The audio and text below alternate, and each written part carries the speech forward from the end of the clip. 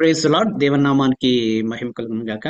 దయచేసి ఒక్క 10 నిమిషాలు ఈ చిన్న షార్ట్ మెసేజ్ పూర్తిగా వినాలని నేను ఆశిస్తున్నాను. దీంట్లో చాలా గొప్ప సందేశం ఉందండి. ఈ 10 నిమిషాల్లో మీకు 20 వచనాలు చెప్పబడతాయి. 20 వచనాల ద్వారా ఒక అద్భుతమైన సందేశం మీరు వింటారు. దయచేసి చివరి వరకు జాగ్రత్తగా వినండి. మనందరికీ తెలుసు, ఈ లోకంలో పాపం చాలా పెరిగిపోయింది. మీ అందరికీ తెలిసిన కథ. దేవుడు ఆదామును సృష్టించిన తర్వాత ఆదాం పాపం చేయడం, తద్వారా పాపం సంక్రమించడం, పాపం ద్వారా మరణం, ఇదంతా జరిగింది కదా. కాబట్టి మానవులందరూ పాపులే. వాళ్ళు గొప్పవారు అవనండి, పేదవాళ్ళు అవనండి, లేదంటే ఏ మతానికి సంబంధించిన వారండి, ఏ దేశానికి సంబంధించిన వారు అవనండి, ఏ కులానికి సంబంధించిన వారు అవనండి, అందరూ పాపులే. అందరూ పాపం చేస్తాం. బైబిల్ ఏం చెప్తుందంటే, రోమిల్ రోమా 3:23లో ఏ భేదము లేదు, అందరూ పాపం చేసి దేవుడు అనుగ్రహించి మహిమను పొందలేకపోతున్నారు అని ఉంది. అయితే పాపులు అండి. మీరు అనొచ్చు, అయితే పాపం చేస్తాం అయితే ఏంటంట అని మీరు అడగచ్చు. పాపానికి ఫలితం ఏంటి? దాన్ని కూడా బైబిల్ ఏం చెప్తుందంటే, దురాశ గర్భము ధరించి పాపమును కనుక పాపము పరిపక్వమై మరణము కొనును.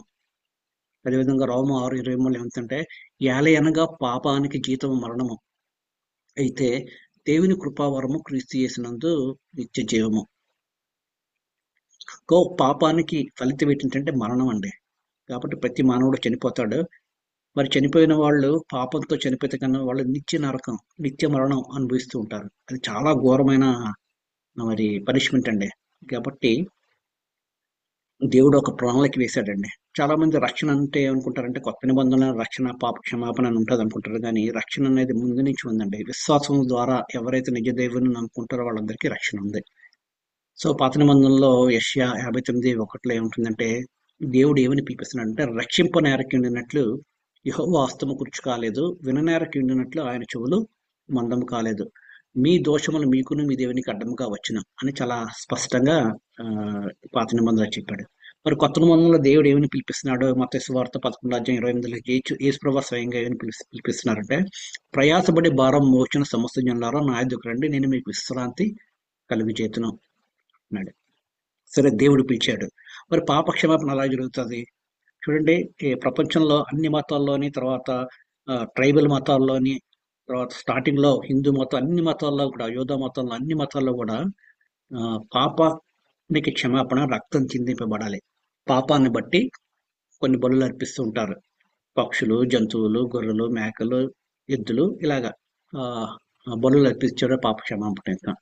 కానీ ఇందుకే హెబ్రీ గ్రంథకర్త ఏంటంటే 9:22 మరియు ధర్మశాస్త్ర ప్రకారము సమస్త వస్తువును రక్షణ చేత శుద్ధి చేయబడిననియో, రక్తము చింతింపకుండా పాప క్షమాపణ కలుగుదనియో సామాన్యంగా చెప్పవచ్చును అని చాలా క్లియర్ గా ఉంది. మత్తయి సువార్త 26:28 యేసుప్రభువు వారు ఏమంటారంటే, ఇది నా రక్తము అనగా పాప క్షమాపణ నిమిత్తము అనేకులకు చిందింపబడుతున్న నా నిబంధన రక్తము అని చెప్తారండి. కాబట్టి పాప క్షమాపణకి పాపం చేయని పవిత్ర రక్తం చిందింపబడాలి. కాబట్టి దేవుడు తన ఏకైకమైన పాపం లేని ఏకైకమైన యేసుప్రభువుని ఈ లోకానికి పంపించడం మనందరి గురించి, రక్తం చిందింపబడానికి. ఆ రక్తం ద్వారానే మనకి పాప క్షమాపణ కలుగుతుంది. సో కాబట్టి మనం ఏం చేయాలి అనొచ్చు. ఓకే, మనం ఏం చేయాలంటే, యోహాను సువార్త మొదటి యోహాను పత్రిక 1:9 మన పాపములను మనం ఒప్పుకునే ఎడల ఆయన నమ్మదగిన వాడును నీతిమంతుడును గనుక మన పాపములను క్షమించి సమస్త దుర్నీతి నుండి మనల్ని పవిత్రులుగా చేయను.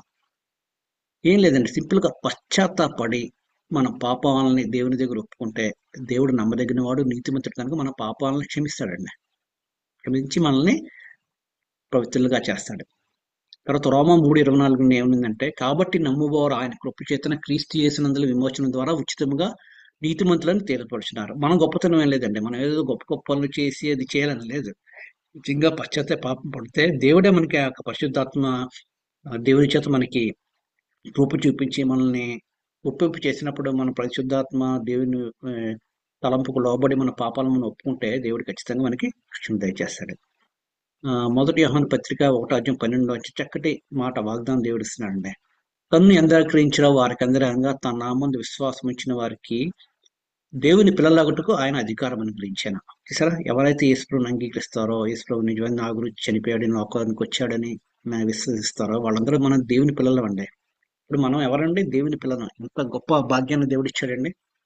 మరి అలాంటప్పుడు మన తర్వాత కూడా చాలా మంది భయపడుతుంటారు. తర్వాత పాపం చేస్తే రక్షణ పోతుందని, తర్వాత చాలా రకమైన భయంతోని, తర్వాత రక్షణ నిశ్చయత లేకుండా చాలా మంది జీవిస్తుంటారు. దానికి దేవుని వాక్యం ఏం చెప్తుందో తెలుసండి? హెబ్రీ 8:12 నేను వారి దోషముల విషయమై దయ కలిగి వారి పాపములు నీకు ఎన్నడూనూ జ్ఞాపకం చేయనని సెలవిచ్చుచున్నాడు. సరే, ఎంత చక్కటి వాక్యం. తర్వాత కీర్తన 103:12 ఏంటంటే పడమటికి తూర్పు ఎంత దూరమో ఆయన మన అతిక్రమను అంత దూరపరుచున్నాడు. తర్వాత రోమా 8:1 ఉంటుంది, కాబట్టి ఇప్పుడు క్రీస్తు ఇస్తున్న వారికి ఏ శిక్ష విధియలేదు. ఈ 3 వాక్యాల ద్వారా మనకి ఏం తెలుస్తుంది అంటే దేవుడు పాపాలు క్షమించే దేవుడు. క్షమించిన తర్వాత దేవుడు మరలా వాడిని గుర్తుకు తెచ్చుకోడండి. నువ్వు ఆ పాపం చేసి దేవుడు అండు. కాబట్టి మనం కూడా పాపం చేసి క్షమాపణ పొందిన తర్వాత ఆ పాపం గురించి మనం మాటి మాటికి దేవుని దగ్గర పశ్చాత్తాపడ అవసరం లేదు. గిల్టీగా ఫీల్ అవసరం అవసరం లేదు. దేవుడు పాపాలు క్షమించాడంటే వాటి గురించి మర్చిపోవాలి. కాకపోతే మనం ఏం చేయాలంటే తర్వాత చేసిన పాపాలు మరలా చేయకుండా రెగ్యులర్ గా దేవుని దగ్గరకు వస్తూ మనం పరీక్షించుకుంటూ దేవుని క్షమాపణ అడిగి దేశక్రీస్తు స్వరూపంలోకి ఎదగాలండి, అంతే. సో రోమా 10:10 ఏమంటుందంటే ఎలయనగా నీతి కలిగినట్లు మన మనుషుడు హృదయంలో విశ్వసించను, రక్షణ కలిగినట్టు నోట్లో ఒప్పుకున్నాం. అలా మన హృదయంలో ఫస్ట్ విశ్వసించాలి, తర్వాత నోటితో ఒప్పుకోవాలి. నోటితో ఒప్పుకోవాలంటే బహిరంగంగా సంఘం ముందు ఒప్పుకోవాలి. అంటే ఒక విధంగా బాప్తిసం తీసుకోవాలి. ఎప్పుడైతే మనం బాప్తిసం తీసుకున్నామో అందరి ముందు మనం దేవుణ్ణి మనం ఒప్పుకున్నట్టు, నోటితో ఒప్పుకున్నట్టు అండి. సో 2 కొరింథీ 5:17 ఏముంటుందంటే కాగా ఎవడైనా క్రీస్తునందు నిన్న వాడు నూతన సృష్టి, పాతవి గతించిన ఇదిగో కొత్తవి ఆయన. మనం ఎప్పుడైతే ఆ విధంగా మనం పాపాలు ఒప్పుకొని ప్రభువుని అంగీకరించావో మన ఓల్డ్ లైఫ్ అయిపోయిందండి. అవర్ ఓల్డ్ లైఫ్ ఇది అయిపోయింది. ఇప్పుడు మనం కొత్త వాళ్ళు అండి, నూతన సృష్టి మనం. కాబట్టి నూతన సృష్టి కాబట్టి మనం దేవుని గురించి మనం జీవిస్తూ ఉండాలి. తర్వాత ఎఫెసీ 2:8 ఏమిటిందంటే మీరు విశ్వాసం ద్వారా కృప చేతన రక్షింపబడినారు, ఇది మీ వల్ల కలిగిన కాదు, దేవుని వరమే. చాలా మంది అనుకుంటారు మనం గొప్పతనం మీద రక్షణ పొందిస్తాం, నేను చాలా ఇది చేసాను, అదే నేను చాలా మంచి పనులు చేశాను, ఇది కాదు. మన రక్షణ అంతా కేవలం దేవుని యొక్క కృప ఉండే. అందుకే మనల్ని పౌలు కూడా అంటాడు, మనల్ని మనం బూస్ట్ చేసుకొని ఉండడానికి ఇది మన వల్ల కలిగింది కాదు, దేవుని వరమే. దేవుడు మనకు గిఫ్ట్ ఇచ్చాడండి. అది ఆ విషయాన్ని మనం మర్చిపోకూడదు. దాన్ని బట్టి మనం దేవుని కృతజ్ఞతగా దీవించాలి. తర్వాత యేసు ప్రభు కూడా ఏమైనా అంటారంటే యోహాను సువార్త 11:45 అందుకే యేసు పునరుత్థానమును జీవమును నేనే, నా యందు విశ్వాసించువాడు చనిపోయిన బ్రతుకును, బతికి నా యందు విశ్వాసించువాడు ఇక ఎన్నటికి నీ చనిపోవాడు. ఎంత గొప్ప వాగ్దానం అంటే మరి చనిపోయిన వాళ్ళని మనం బతికేమో, బతికి ఆయన యందు మనం విశ్వసిస్తాం కాబట్టి మనకి ఎప్పుడు చనిపోం, అంతే. నిత్య జీవం అండి. ఈ భౌతికం అయిన తర్వాత మనం నిత్యం పరలోకంలో ఎంతో చక్కగా ఆనందిస్తూ ఉంటామండి. అంత గొప్ప దేవుడు మనకి వాగ్దానం మనకి దయచేసి యేసు ప్రభు మనకు అనుగ్రహించాడు. సో రోమా 15:10-17 ఏముంటుందంటే కాగా వినుట వలన విశ్వాసం కలుగును, వినుట క్రీస్తుని గూర్చిన మాట వల్ల కలుగును. సో మనం ఎప్పుడు దేవుని గురించి క్రీస్తుని గురించి వింటూ ఉండాలి. దాని ద్వారా మన విశ్వాసాన్ని మనం పెంపొందించు ఉండాలి. తర్వాత యోహాను సువార్త 14:6 ఏముంటుందంటే యేసు నేనే మార్గమును సత్యమును జీవమునై ఉన్నాను, నా ద్వారానే తప్ప ఎవడనూ తండ్రి యొద్దకు రాడు. ఒకే ఒక మార్గం ఉందండి, ఒకే ఒక దేవుడు, ఒకే ఒక మార్గము. ఆ మార్గం ఎవరంటే యేసు ప్రభు. ఆ యేసు ప్రభు చేరుకోవాలంటే ఒకే ఒక మార్గం ఏంటంటే మనం పాపాలు పశ్చాత్తాపడి యేసుక్రీస్తు రక్తంలో కొడుకొని ఆయన యందు విశ్వాసం ఉంచాలి. సో నేను విశ్వాసం ఉంచిన తర్వాత నేను రక్షణ పొందాను కదా, నేను హ్యాపీగా ఉన్నాను, చాలా హ్యాపీగా ఉంటాం మనం. ఆ హ్యాపీనెస్ మనం ఏం చేయాలంటే క్రైస్తవులకు ఇతరులకు మనం పంచుకోవాలి. సో యేసుప్రభు చివరిగా ఆరుఢమైనప్పుడు శిష్యులందరికీ మత్తయి సువార్త 28:19-20 ఏముంటుందంటే మీరు వెళ్ళి సమస్త జనులను శిష్యులుగా చేయండి, తండ్రి యొక్క కుమారుని యొక్క పరిశుద్ధాత్మలోనికి వారికి బాప్తిస్మం ఇచ్చుచు నేను మీకు ఏ ఏ సంగతులను ఆజ్ఞాపించుతున్నా వాటిని అన్నింటినీ గైకొనాలని వారికి బోధించుడి. ఇదిగో నేను యుగ సమాప్తి వరకు సదాకాలం మీతో కూడా తోడై ఉన్నానని చెప్పాను.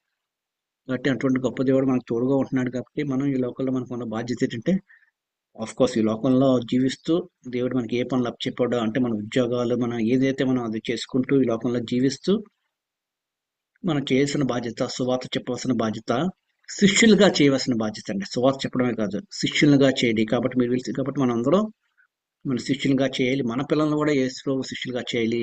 తర్వాత ఇతరులకు సువార్త ప్రకటించాలి. తర్వాత మన తోటి సంఘస్థుల్ని విశ్వాసం కూడా మనం యేసు ప్రభు శిష్యులుగా మనం తయారు చేయాలండి. అది ముఖ్య సందేశం అండి. కాబట్టి ఇంకా ఎవరైనా నాకు రక్షణ నిశ్చయిత లేదు, నేను చర్చికి వెళ్తున్నాను, లేదంటే రెగ్యులర్ గా బైబిల్ ప్రార్థన చేస్తున్నాను, నేను చనిపోతే ఎక్కడికి వెళ్తాను అని భయం ఇప్పటికీ మీలో ఉందంటే ఈ విషయాలు గుర్తుంచుకునే వాక్యాలు మరోసారి మీరు వినండి. దేవుడి పాపాలు మనల్ని ఎప్పుడు గుర్తుకు తెచ్చుకోడు. కోరుకునేది ఏంటంటే దేవునికి ఇష్టంగా జీవించడానికి ప్రయత్నం చేయాలి. మనం ఎప్పుడైనా తప్పు చేస్తే దేవుడి దగ్గర క్షమాపణ పొందాలి. చేసిన తప్పును మరలా చేయకుండా యేసుక్రీస్తు స్వరూపంలోకి ఎదగాలండి. అంతే దేవుడు కోరుకునేది. కాబట్టి ఆ విధంగా జీవించడానికి ప్రయత్నం చేద్దాం. మరి గొప్ప రక్షణ దేవుడు ఇచ్చినందుకు మనం సంతోషంగా ఆనందంగా ఈ లోకంలో జీవిస్తూ ఆయనకే మహిమ చెల్లివచ్చినట్లు మనం జీవిద్దాం, ప్రార్థించేద్దాం. Thank you very much. God bless.